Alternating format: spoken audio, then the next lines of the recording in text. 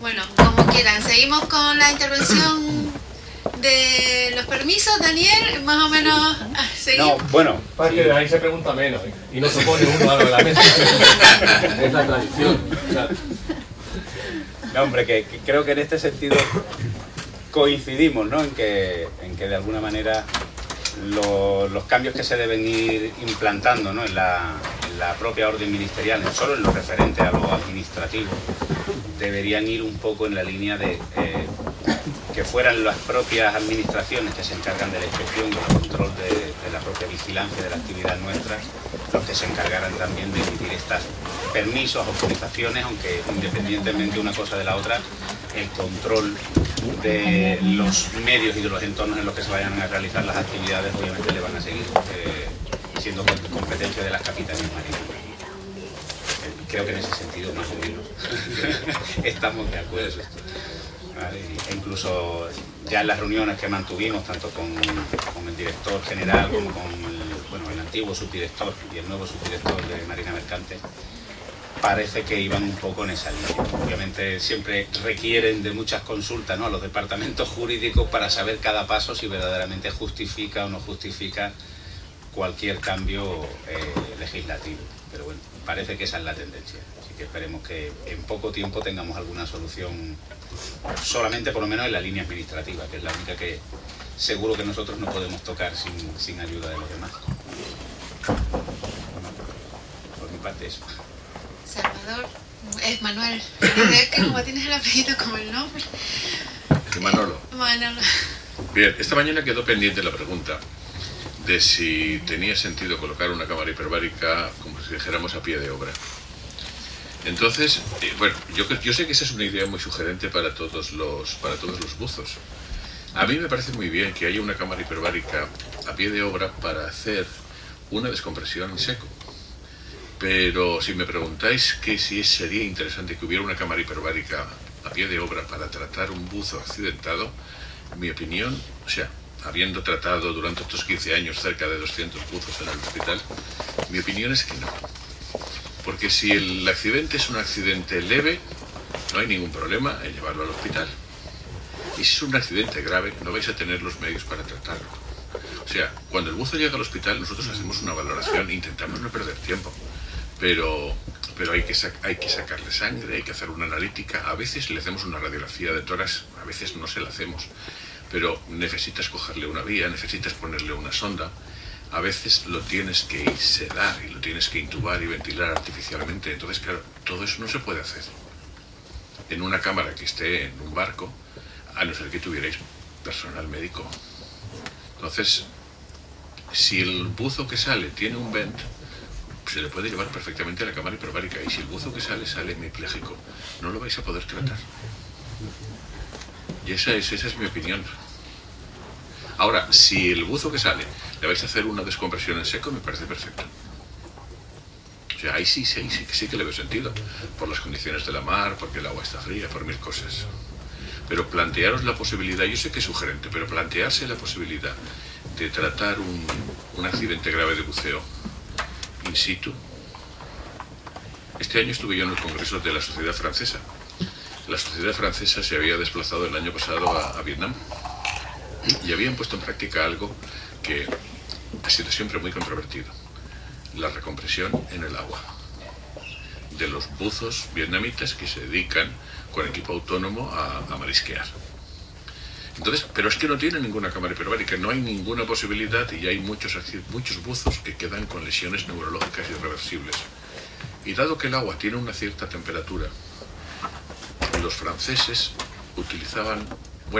enseñaron a los vietnamitas a utilizar una especie de trapecio, un palier, a 9 metros, y aplicaban una tabla australiana, y entonces lo que hacían era, cuando el buzo salía accidentado, lo bajaban a 9 metros con un compañero, lo tenían a 9 metros, 1 hora respirando oxígeno, con un compañero, y luego lo sacaban fuera, lo ponían en la embarcación y lo tenían con oxígeno normobárico 4 horas más. Y esta, bueno, pues es una técnica de salvamento, es una técnica de último recurso que les enseñaron los médicos franceses a los pescadores vietnamitas, porque los pescadores vietnamitas no tenían nada más y tenían un porcentaje de accidentes, vamos, de descompresión con lesiones neurológicas que era inasumible. Pero claro, dices, ¿descompresión en el agua? Dice, hombre, pues sí, para estos pobres vietnamitas, sí, pero en otro caso, no. ¿Cámara hiperbárica en el lugar de buceo? Pues para una descompresión en seco, sí. Pero para tratar un paciente que sale con una paraplegia o con una hemiplegia, no, porque no vais a tener los medios. Y si sale con VENS, pues no hay ningún problema, lo podéis llevar al hospital, le ponéis oxígeno normobárico. El oxígeno normobárico os aseguro que hace milagros. O sea, nosotros debemos tener una veintena de casos que nos han llamado y el buzo estaba hemipléjico. Le han puesto oxígeno normobárico y durante el traslado la hemiplegia o la paraplegia se ha recuperado casi o por completo. Que era lo que os comentaba esta mañana. Luego la tabla 6 se le va a dar, por supuesto, y se va a quedar en el hospital en observación. Pero el oxígeno normobárico aplicado a tiempo en los primeros síntomas de ataque de presión es algo absolutamente milagroso y que debería exigirse que lo tuviera todo el mundo. Eso sí, el oxígeno normobárico. Bueno, no sé si con esto he contestado.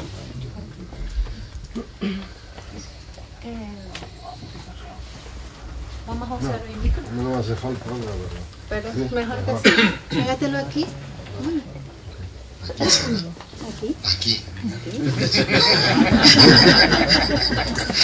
Bueno, una pequeña broma. Buenas tardes a todos. Yo quería poner sobre la mesa una cuestión en similitud a otros sectores donde la complejidad de alguna manera también requiere pues tener unos de alguna manera unas fórmulas o un planteamiento a la hora de poder tener un poquito más luz. Ya sabemos que en la administración pública estamos un poquito apretados y era una cuestión para la inspección de trabajo. En otro sector, en el de la seguridad vial, existe la guía para las actuaciones de la inspección en materia de seguridad vial en las empresas. Yo he estado buscando en actividades subacuáticas y no he encontrado. Yo no sé si sería conveniente que a lo mejor, es verdad, lo vuelvo a repetir, estamos bastante apretados de personal en la administración pública, pero a lo mejor con ayuda de alguna universidad, con personal que pudiera emplearse en esto, a lo mejor sería conveniente. Me imagino que ustedes desde la Inspección de Trabajo y Seguridad Social tienen sus propios criterios internos, pero una guía de estas que pueda valorar y que esté a mano de todos los inspectores y subinspectores y que además pues fuera pública y que fuera un instrumento de análisis y de práctica, ¿no? En cuanto a los riesgos que se suelen dar, la valoración de las casuísticas, las medidas preventivas y todo esto, yo creo que vendría bien si no existe, que lo desconozco por mi parte. Y tanto es así que esta guía, ¿no? Para mí resulta muy práctica porque además, como he dicho, de valorar todos los datos y analizar los riesgos, poner las medidas preventivas y demás, además incluye unas tablas que, vamos, yo me quito el sombrero porque ha sido un gran trabajo, ¿no? A la hora de comparar toda la normativa que hay, porque claro, hay materia de circulación vial, hay materia de legislación laboral, hay materia de transporte de mercancías peligrosas, o sea, toda la normativa la recoge en los anexos y de alguna manera hace una síntesis, ¿no? Que facilita mucho la concreción, por lo menos, de la regulación existente. Sí, la verdad que no hay ninguna guía, no se ha publicado ninguna guía por parte de la Inspección de Trabajo. El Instituto Nacional de Seguridad en el Trabajo tiene algo, pero poca cosa también, sobre todo habla del trabajo en acuicultura.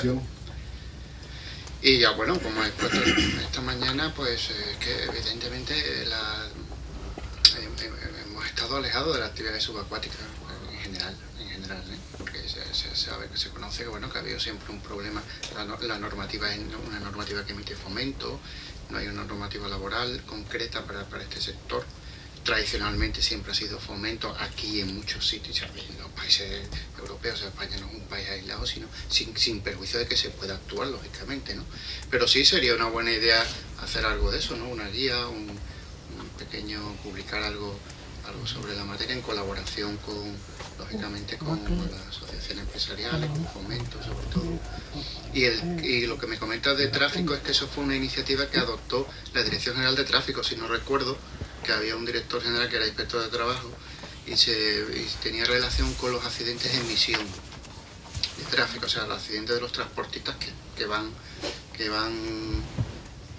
trabajando y tiene un accidente en la carretera, ¿no? Por factores externos, lógicamente, a la prevención, pero sí que se pueden adoptar medidas y tal. Fue una idea que no es diferente de la actividad subacuática, ¿no? La actividad subacuática es un riesgo laboral. Pero sí, pues sería posible, sí. Se podría hacer una Yo guía, desde luego la pongo como ejemplo de la actividad de información. De esta manera, la guía que habéis presentado vosotros viene todo eso, ¿no? La guía en el documento, bueno, no sé si tendrás copia, pero en definitiva los documentos que hemos estado repartiendo desde la asociación, que incluso hemos colgado en la página web, y las iremos colgando en todas las revisiones que vayan saliendo, que de hecho, como os comentaba, es decir, en el tiempo en que hemos imprimido esta ya hay una revisión nueva con pequeños matices, ¿no?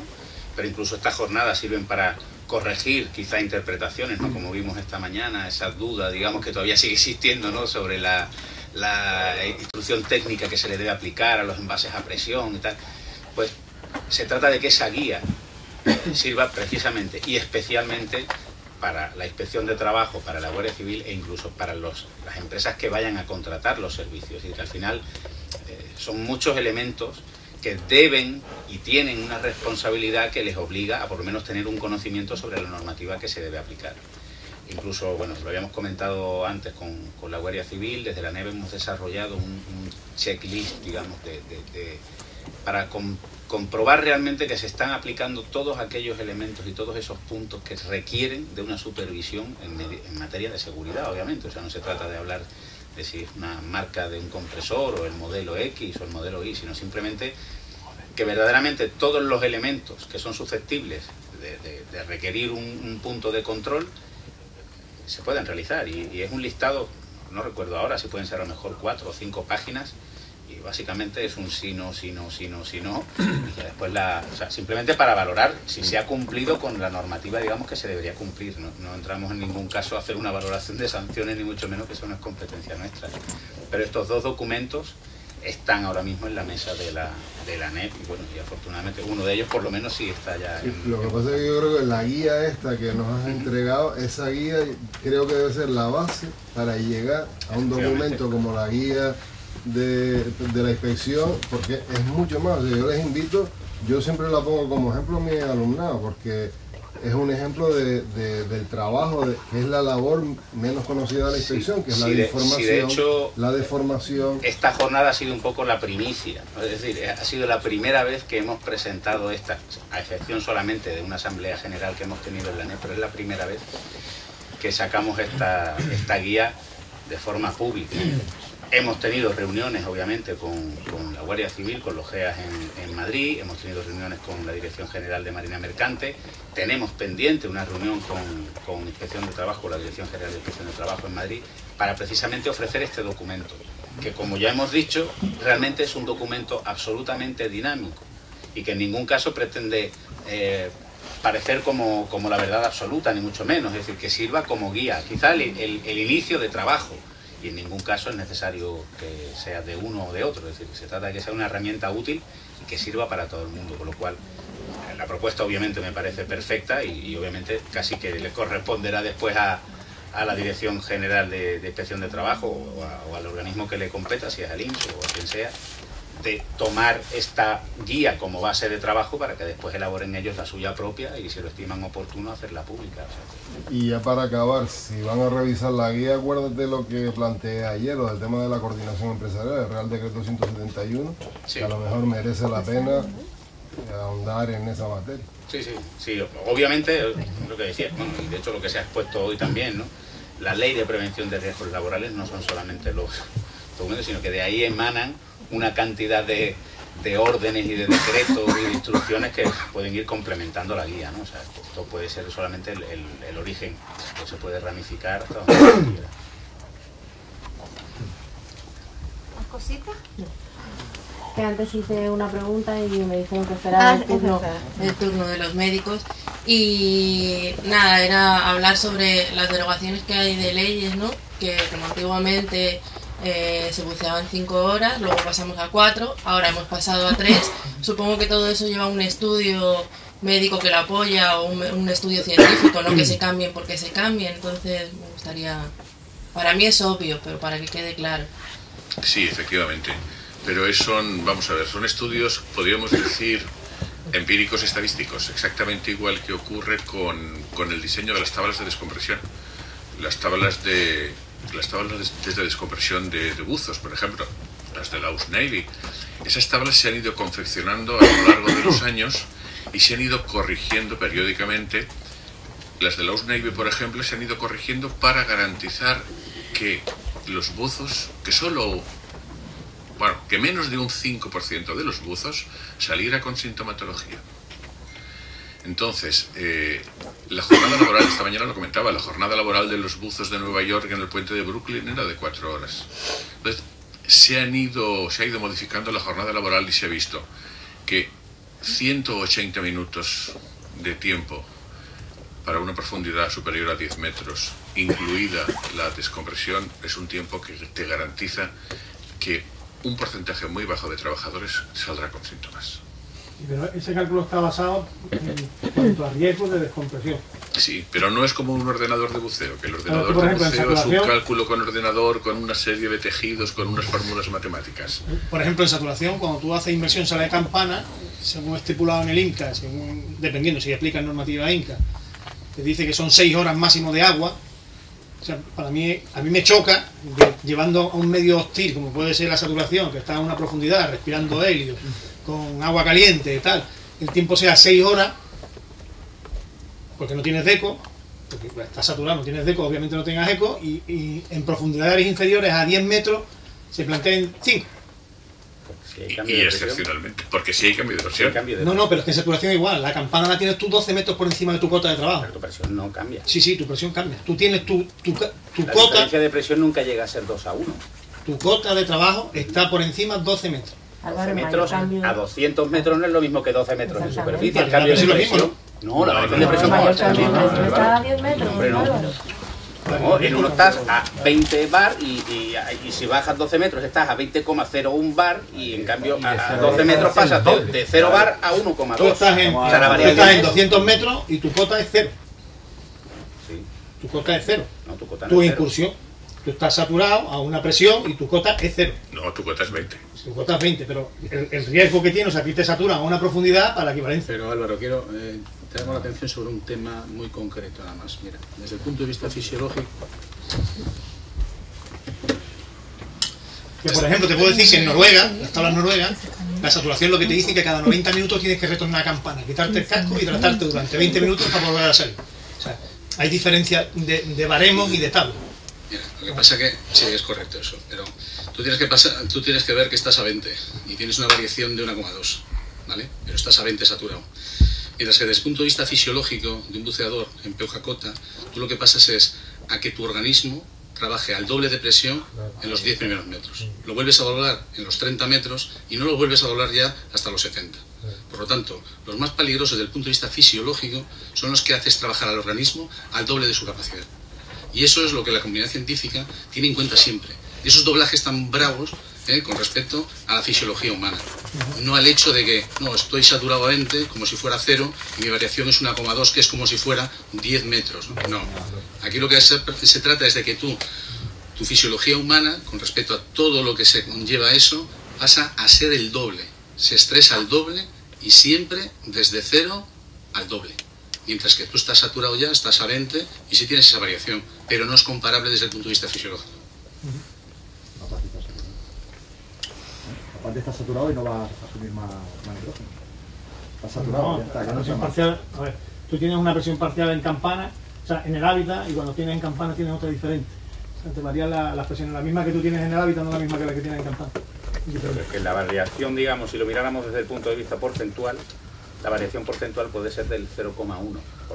En cambio, cuando estamos haciendo a cotas muy bajas, estamos pasando a un porcentaje de un 100%. Sí, pero lo chocante es que te vuelvo a repetir lo mismo. O sea, tú tienes tablas, por ejemplo las noruegas, que aplican una serie de cosas, el HSE, el INCA, de que en esa cota, en esas condiciones, respirando helio, con trajes de agua caliente, con el esfuerzo, tal, el rango de trabajo son máximo 6 horas, ¿entiendes? El máximo son 6 horas, y sin embargo una cota inferior, con unas condiciones, por ejemplo aquí en Canarias, con agua caliente, con tal, son 5 horas.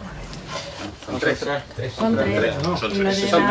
Excepcionalmente y cumpliendo unas determinadas condiciones, la orden ministerial. Vamos a ir al punto negativo, que serían 5. Vamos al punto más negativo. El punto negativo, que serían 5, sería un paso para atrás en el tiempo. Eso es excepcionalmente, no se utiliza diariamente. Da igual, Álvaro, si en cualquier caso, en el convenio ya se establece que son 3. Y como ya hemos visto, la Ley de Prevención de Riesgos Laborales recoge las aprobaciones que salgan por vía convenio como normas de seguridad en prevención de riesgos laborales, con lo cual, aunque la orden ministerial diga que pueden llegar a ser 5, y aunque dijera que pueden ser 5 siempre, el convenio debe aplicarse en la Ley de Prevención de del convenio, yo estoy hablando de fisiopatología. No sí, pero que a nivel de prevención ya se establece que son 180, y volvemos a lo mismo, no porque al comité de expertos del convenio les apeteciera, sino porque en casi todas las publicaciones que existen médicas se habla siempre del problema de la hidratación.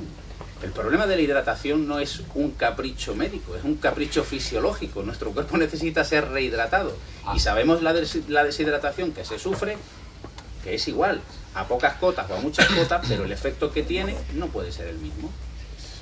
Ahí sí rompo yo una lanza también, porque yo no termino de entender si el problema es la hidratación.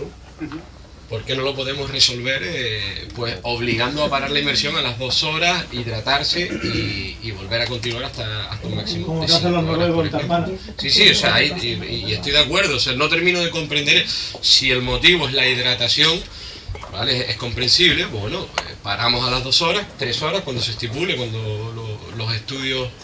Por el apellido razonable. Es decir, se pueden adoptar infinidad de medidas dentro de lo razonable. Si la empresa en sí considera que eso puede ser una medida razonable, pues incluso dentro de esos 180 minutos puede incorporar paradas a 90 minutos para que los buzos se rehidraten. Perfecto. Pero debe ser siempre una medida razonable. Habrá situaciones en las que extraer al buzo de su ámbito laboral para hidratarlo y volver a someterlo supone la paralización de una actividad que a lo mejor no puede ser paralizada. Y obviamente no puedo poner... O sea, podría poner algún ejemplo, pero es que el abanico de opciones es infinito. Entonces, al final, como casi todas las medidas preventivas que se suelen generalizar en norma, se trata de unificar un criterio, de establecer un mínimo. Hemos puesto de vez en cuando el ejemplo del uso del casco.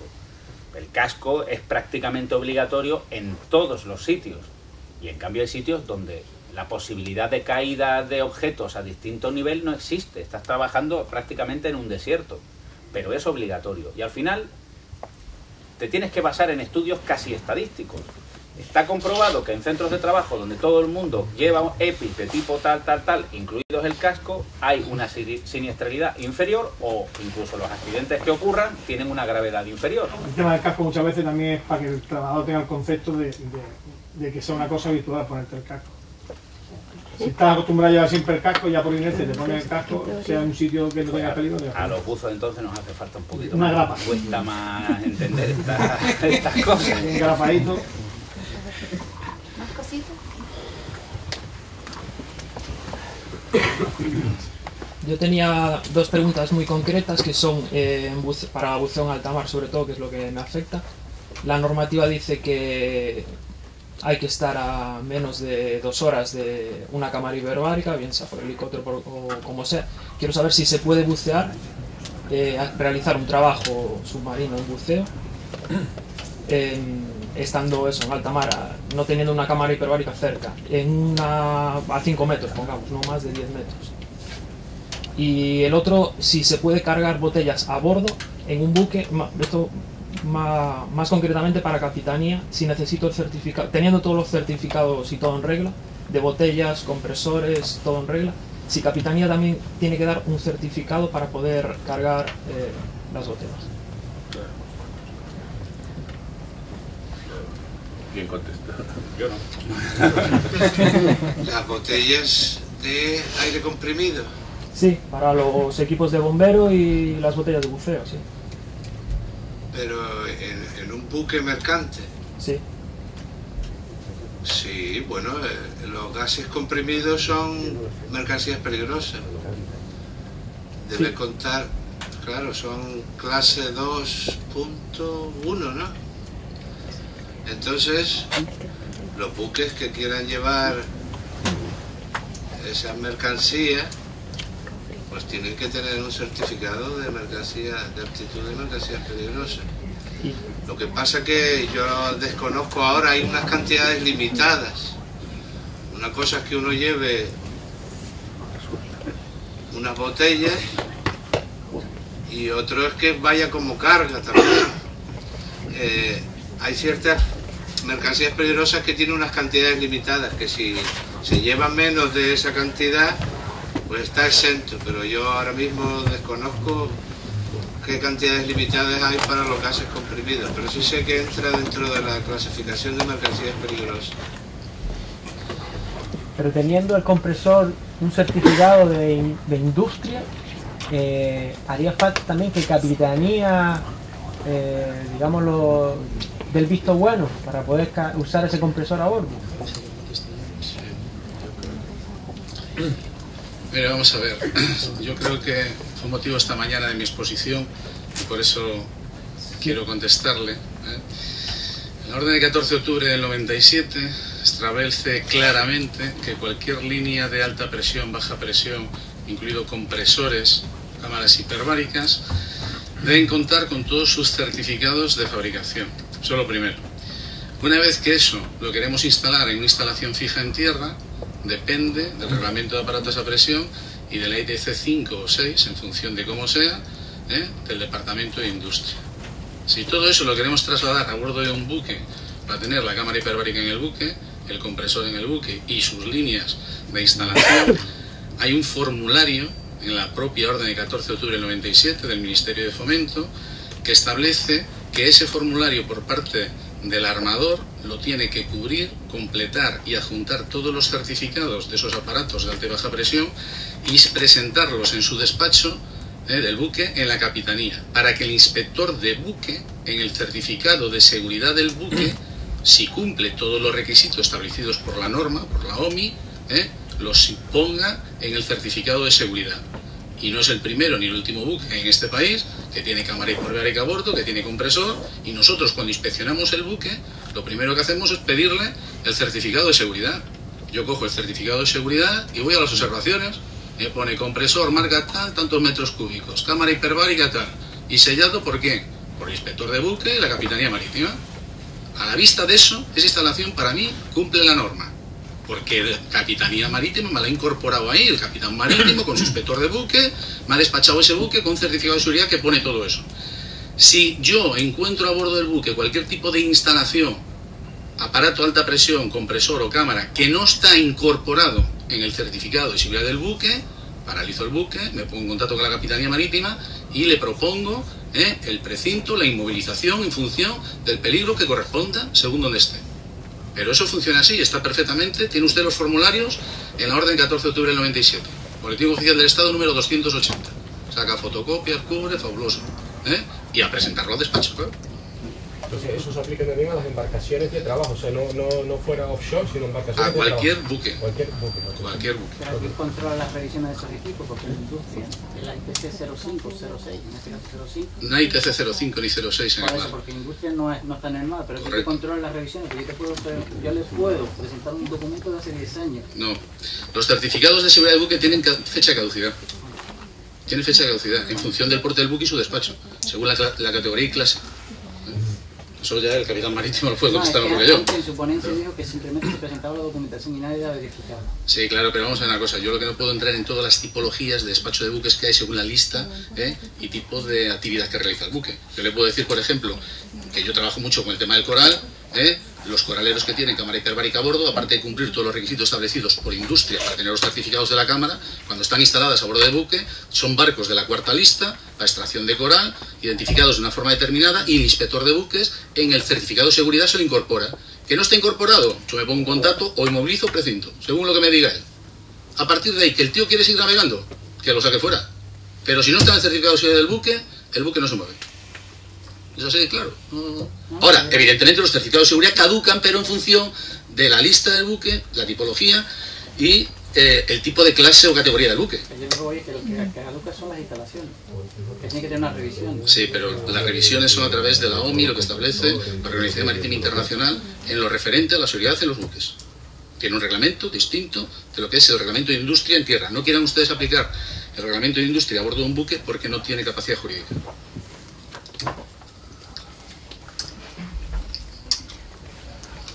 Sí, ¿Quedó contestada la primera pregunta que hizo? ¿Sí? No, falta saber si se puede bucear. ¿Quién la contesta? Que recuérdala, era Sí, si se puede, podías estar en trabajo offshore A menos de, repítela tú, a menos de 10 metros. Nada, que era eso, lo de la cámara hiperbárica, si se puede realizar una operación de buceo a menos de 10 metros, no estando al alcance de las 2 horas de una cámara hiperbárica. Por lo tanto, un buceo en alta mar donde no tenemos posibilidad de llegar a una cámara hiperbárica a menos de 2 horas. ¿No estando a 2 horas del helicóptero, quiere decir? Sí. Eso es que no. Aguas internacionales, por ejemplo, ¿de quién es la jurisdicción en ese caso? De la bandera del barco. De la bandera del barco. O de la empresa. De la empresa. Si tú eres una empresa española y estás obligado a cumplir la normativa si tu personal está de alta esté donde esté. En este caso además estamos hablando de un buque del Estado, estamos hablando de la Esperanza del Mar. Exactamente. Normativa española. Pues la normativa española te dice claramente que la planificación de la inmersión tienes que tener previsto esa salvedad.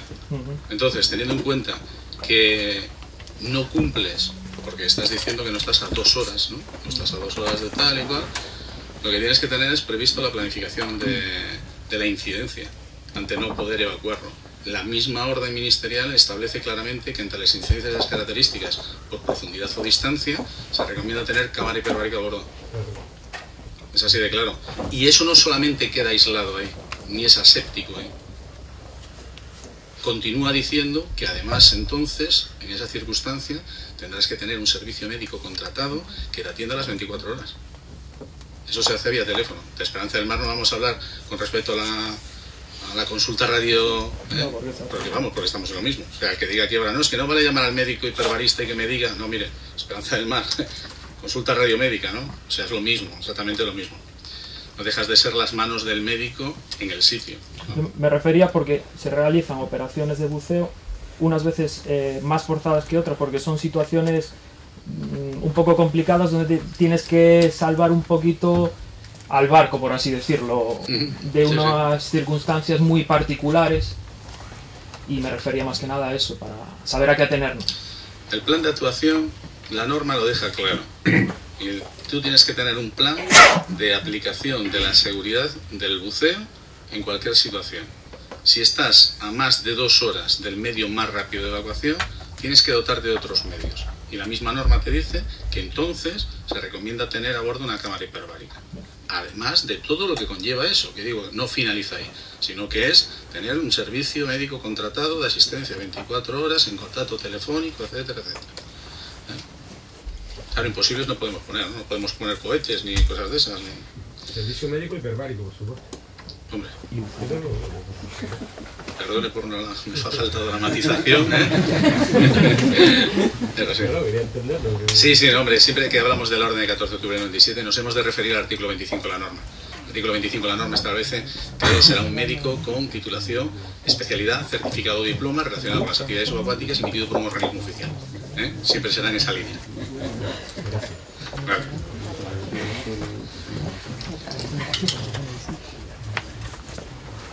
Cuando hay un accidente grave de buceo y el paciente es tratado en cámara, si después sigue con sintomatología, ¿hay algún protocolo a seguir por los médicos o es por libre elección? Vamos a ver, hay un protocolo. O sea, y además el protocolo que nosotros seguimos es un protocolo muy riguroso, porque yo siempre me he quejado de que hay algunos protocolos internacionales que dicen que si después de 3 o después de 5 sesiones de cámara hiperbárica el buzo no mejora, hay que interrumpir. Entonces yo podría contarles un caso de un buzo que estuvo 9 días parapléjico y a partir del 9º día empezó a mover los deditos de un pie. Y a partir de los 18 días empezó a mover los deditos del otro pie. Entonces este señor estuvo en Creu Roja de Barcelona ingresado durante un mes. Y bueno, pues ahora camina perfectamente. ¿18 días de espera o de tratamiento hiperbárico? ¿Perdón? ¿18 días de espera o de tratamiento No, hiperbárico? o sea, vamos a ver.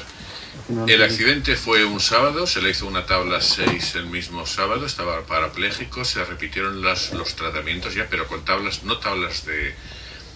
El primer o segundo día se hace una tabla 6 y después ya se hace una tabla diferente, que es una tabla de 14 metros 90 minutos, que es la tabla de la secuela, para tratar secuelas.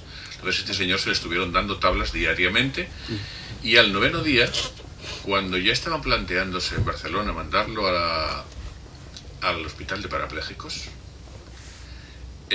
cuando pasaron visita, pues el paciente, la mujer dice, me parece que está moviendo los dedos del pie derecho. Entonces siguieron dándole y en 3 o 4 días la pierna derecha se recuperó por completo. La izquierda se resistía, luego empezó la izquierda y ese paciente se recuperó por completo y vive en Castellón y yo he buceado con él en el pasado y lo veo por la calle. Y bueno, lo único que, como siempre, no puede caminar muy rápido porque siempre queda una cierta hipertonía o rigidez en las piernas. Pero yo cuando veo los protocolos que dicen que después de 3 tratamientos, o sea, 3 tablas de tratamiento, 3 días seguidos, el paciente no mejora, hay que interrumpir, vamos, me tiro de los pelos, porque digo, ¿cuánta gente se quedará parapléjica? ¿O cuánta gente se quedará hemipléjica pudiendo ser recuperables? O sea, nosotros hemos visto muchos pacientes que han empezado a moverse al 4º o al 5º o al 6º día. Entonces, sí está protocolizado. Vale, y escrito, ¿no? O sea, por ejemplo, un accidente grave, ¿cuántas sesiones sería? Sería una tabla 6 y luego... Depende. Vamos a ver. Es que depende cómo evoluciona el paciente, porque además incluso la tabla 6 tiene prolongaciones. Y además muchas veces a mitad de la tabla 6 cambias de gas y te vas más profundo y entonces en lugar de estar con oxígeno estás con nitros o con helios. Pues, y ahí depende mucho la experiencia y los casos que hayas visto y lo que hayas leído. O sea, muchas veces los médicos jóvenes que están conmigo me llaman por teléfono y me dicen, ¿qué hago? Y yo le digo, pues mira, bájalo a 30 metros y cambia a nitros. Es que está empeorando. Dices, es que está empeorando, o sea, no me lo explico. Dices, pues a lo mejor está empeorando porque tiene que empeorar, porque ha llegado muy rápidamente a la cámara y se está instaurando el cuadro, o a lo mejor tenemos un fenómeno de contradifusión. Digo, pues mira, baja a 30 metros, a ver si reducimos el tamaño de las burbujas y pasa a los nitros. Pero no hay protocolos rígidos. O sea, los únicos que utilizan los protocolos rígidos son cuando en un buque donde no hay un médico, pues un oficial tiene que seguir un diagrama de flujo y no se puede salir de ahí y luego llama por teléfono al oficial médico y le dice, mire, que estoy haciendo esto y aquí he llegado a un sitio que dice, llame por teléfono al oficial médico y pídale consejo. Creo que... Es que he leído en algunas partes que después de una enfermedad grave, si sigue sintomatología, se darían 10 sesiones mínimo más. Pero eso no se lleva a cabo. Entonces no sé si es algo como... es a criterio, ¿no? Al final. Es a criterio y experiencia y dependiendo de la sintomatología del paciente y la respuesta que tenga. Nosotros, por ejemplo, somos un hospital público. El paciente, o sea, la fase aguda, nosotros la fase aguda del paciente, lo que es el accidente, eso sí que se factura. Pero, por ejemplo, todo lo que son las secuelas, eso no se factura a la compañía de accidentes. Eso lo paga la Seguridad Social. Y en cierto modo eso nos deja las manos libres para darle 5 o 10 o 15 sesiones si nosotros consideramos que hace falta. O sea, porque ya no le tenemos que pedir permiso a la compañía de accidentes. Hola, buenas tardes. Una pregunta también para el doctor. Yo tengo una duda que llevo teniéndola un tiempo y no encuentro la respuesta con ningún profesional. Y mi duda va en torno a una vez que una persona bucea, se dedica habitualmente todos los días a bucear, ¿podría desarrollar una enfermedad descompresiva que no sea, ¿cómo decirlo?, asintomática, que tenga microburbujas que se queden en el organismo sin que creen ningún tipo de síntoma? Bueno, esa era la famosa osteonecrosis disbárica, que yo no he visto ninguna en 15 pero años. Microburbujas, a lo mejor en el músculo o lo que sea, que no creen síntoma, pero que se vayan acumulando con el tiempo. No, ¿por qué se tendrían que acumular? Vamos a ver. No, pregunto. Las epífisis de los huesos largos tienen una estructura que es como un filtro. O sea, entra unos vasos grandes, llegan a ser unos vasos muy finos, que luego se convierten en unos vasos grandes. Esa característica de las cabezas de los fémures y de las cabezas del húmero hace que ahí puedan quedarse metidas burbujas de nitrógeno. Y esas burbujas de nitrógeno interrumpen la circulación sanguínea y provocan necrosis de las cabezas de los fémures y de las cabezas de los húmeros, que era lo que se conocía como osteonecrosis disbárica. Desde hace años, y gracias a los programas de prevención de riesgos y que se han modificado las jornadas de trabajo de los buzos, entre otras, y las profundidades, esa enfermedad ha desaparecido. O sea, casi podemos decir que está erradicada. Yo he visto muchísimos buzos y no he visto ya ninguna osteonecrosis disbárica.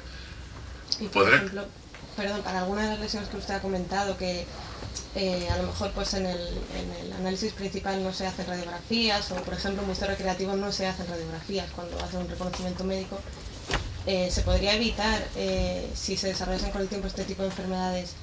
¿Sería recomendable que periódicamente se sometiese a un buceador habitual a una cámara hiperbárica, a un nivel mínimo? No, es que yo no entiendo qué tipo de enfermedad dice usted que se puede desarrollar. No, pregunto, que no, mi duda es si se puede desarrollar con el tiempo. No, vamos a ver, yo esta mañana lo comentaba, yo de los buzos, de los enfermeros que tengo 3 enfermeros que llevan más de 3.000 horas en cámara hiperbárica, a presiones superiores a los 10 metros de profundidad. Y bueno, pues lo que sí que puedo decir que el oxígeno hiperbárico nos saca pelo y cosas por el estilo, porque se han quedado igual de calvos y están, o sea, ya han envejecido gloriosamente y todos tienen sus patas de gallo. Pero a pesar de que pasan sus reconocimientos por el Departamento de Medicina del Trabajo y Riesgos Laborales del hospital periódicamente, nunca se ha detectado ningún problema y nunca se han quejado de nada. O sea, si se bucea dentro de las normas, no tienes por qué desarrollar ninguna enfermedad crónica. La única era esa, la osteonecrosis disbárica, y afortunadamente yo creo que la hemos erradicado. Ayer comenté yo que en el tema de saturación, normalmente cuando terminaba lo que era la DECO la hacías de continuo. Entonces hasta ahora lo que han cambiado son los procedimientos que después de las comidas, cuando estás en DECO y durante la noche, paras la DECO. Porque como varía tu ritmo cardíaco, varía todo, baja las constantes, el intercambio de gaseoso es menor, y uno de los motivos por los que decían que el buzo saturante tenía osteonecrosis eran porque tenían micro accidentes, no sé qué, y cambiaron lo que son las DECO y hacen eso ahora mismo. Sí, las gotitas de grasa circulantes. Y te paras la DECO 2 horas después de comer y durante las noches.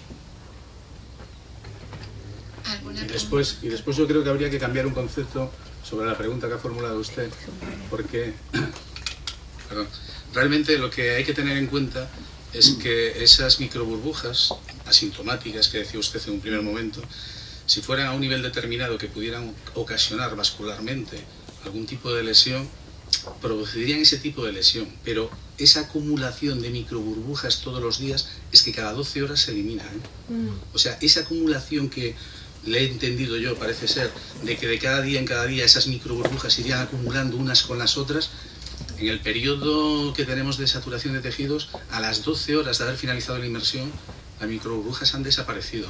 Lo que sí podrían quedar sería, en todo caso, si fuera de alguna forma que pudiera ser, algún tipo de pues lo que ha dicho el doctor, ¿no? Una secuela derivada de una lesión necrótica derivada de eso. Pero tenga usted en cuenta que cada 12 horas el nitrógeno residual se ha eliminado del organismo. Esa era mi duda, si podía haber algún tipo de... Porque es que yo creo que lo leí en algo de Dan o algo así, que se estaba estudiando si podía haber microburbujas que se queden permanentes, ¿no? Que no se eliminen nunca. Entonces por eso era mi duda, pero ya queda resuelto. Gracias. ¿Alguna cosita más? Bueno, yo hablando de las microburbujas quería comentar una cosa que es de utilidad para la medicina del trabajo. A veces nos traen un buzo que ha estado trabajando y bueno, viene con dolor, viene con lumbago o viene con dolor en el hombro muy intenso que ha salido del agua y bueno, pues existe la duda, dice, ¿será una enfermedad por descompresión o será otra cosa? Entonces es muy curioso, es la prueba del algodón, lo metes en la cámara hiperbárica y si es fruto de una enfermedad por descompresión y es un dolor de tipo muscular, o sea, o una lumbalgia, o un dolor en el hombro, a los 10 minutos de comprimirlo, se le ha pasado absolutamente todo. Yo recuerdo un caso de dos buzos que habían estado sacando fango con una chupona en el pantano de los Arcos del Obispo de Teruel, que estaban a 100 metros de profundidad con Trimix. Y cuando salieron, pues estaban haciendo un trabajo muy pesado. Cuando salieron, uno empezó con mucho dolor en el hombro. Y el compañero pues dijo, pues oye, pues yo también tengo muchísimo dolor en el hombro.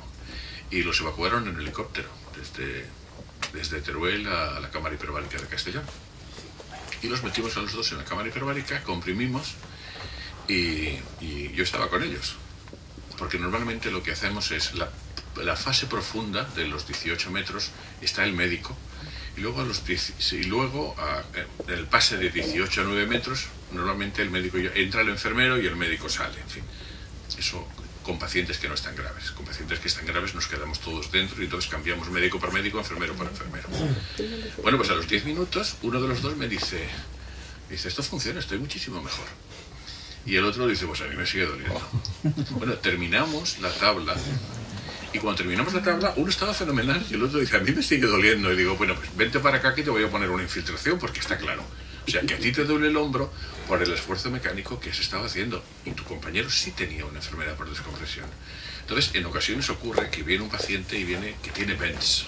Y lo metes en la cámara hiperbárica y efectivamente, a los 10 minutos empieza a mejorar. Y con una tabla 5 sale como nuevo. Y otras veces, pues lo metes en la cámara hiperbárica y eso no son vents, eso es una lumbalgia porque estaba haciendo un esfuerzo, porque estaba con el equipo, con el equipo autónomo, con las botellas, cargando, descargando. En un curso en Bamio por el ISM, creo recordar, y a ver si usted me lo corrobora, que al hacer un esfuerzo físico con por ejemplo, una extremidad, apretar un tornillo, una llave, lo que sea, el consumo, el metabolismo en ese músculo es mucho más acelerado y la concentración de la saturación de nitrógeno también es mayor que a lo mejor la que contemplan las tablas. Y luego otra cosa es que también en el mismo curso mencionaban que habían indicios, pero todavía no estaba del todo estudiado, pero ya lo habían publicado en el libro que nos dieron en ese curso, que la saturación podía causar miopía temporalmente. Si la saturación era muy continuada, muy prolongada en el tiempo, podía volverse crónico. No sé en qué quedó eso. Vamos a ver, en los pacientes que tratamos en cámara hiperbárica, no buzos, pacientes que tratamos en cámara hiperbárica, un porcentaje elevado de ellos sufre lo que se denomina miopización transitoria. Eso se debe a que aumenta la curvatura del cristalino y ocurre después de un número de sesiones, o sea, no después ni de una ni de dos, suele ocurrir después en la segunda o en la tercera semana. Esa miopización transitoria, bueno, a los enfermos, como suelen ser gente mayor, pues muchos se ponen contentos porque dicen, oiga, ya leo sin gafas hoy, me ha mejorado muchísimo la vista. Y le dice, sí, pero vamos a ver, no se gaste usted dinero porque dentro de 3 meses volverá a estar igual. Eso se debe a un aumento de la curvatura del cristalino y claro, naturalmente los que están operados de cataratas no se benefician de esa miopía transitoria. Yo lo que nunca he sabido es que en los puntos de saturación podría ocurrir, pero lo que nunca he sabido es que se hiciera permanente. Y luego lo de que un músculo esté trabajando más que otro, eso ocurre. Habitualmente cuando hay unos vents en el hombro suele ser en el hombro dominante, en el que más ha trabajado. La última pregunta, si alguien tiene alguna. ¿No? ¿Alguien algún comentario ya para ir terminando de los ponentes? Te veo, Fernando. Pues, hombre, yo para terminar sí que me gustaría no dejar de irme de aquí sin felicitar al gobierno canario por esta iniciativa tan estupenda de la divulgación de la prevención de riesgos laborales en el buceo profesional. Os felicito por ello. Y tampoco me gustaría irme de aquí sin felicitar la excelente labor que me ha trasladado todo el mundo del grupo de especialistas en actividades subacuáticas de la Guardia Civil aquí en Palma y más concretamente en Javier Alonso. Yo, primero, con permiso de los ponentes, primero quiero agradecerle a todos ustedes su asistencia a esta jornada en 2 días, de mañana y tarde. Vamos, nunca pensé que, bueno, hoy viernes por la tarde estuvieran prácticamente todos aquí. Felicitarles también por su elevada participación, por su elevado interés. Ese es mi primer agradecimiento, con permisos, porque si esta sala estuviese vacía no haríamos nada con este magnífico plantel de ponentes, ¿no? Agradecerles, pues, que ya ayer en nombre de la directora general ya lo comenté, pero bueno, volveré a reiterarlo, el que se hayan prestado a venir aquí de una manera gratuita a participar en estas jornadas. El esfuerzo de desplazarse desde la península, que es un esfuerzo bastante grande, y se lo agradecemos, y además vienen por aquí, vienen a Tenerife, a Gran Canaria, que los tenemos saltando de una isla a otra. Agradecerles tremendamente esa buena disposición a participar en estas jornadas. Y bueno, Pepe, ¿quieres decir tú algo más? No, yo les daría un aplauso, ¿no? Claro.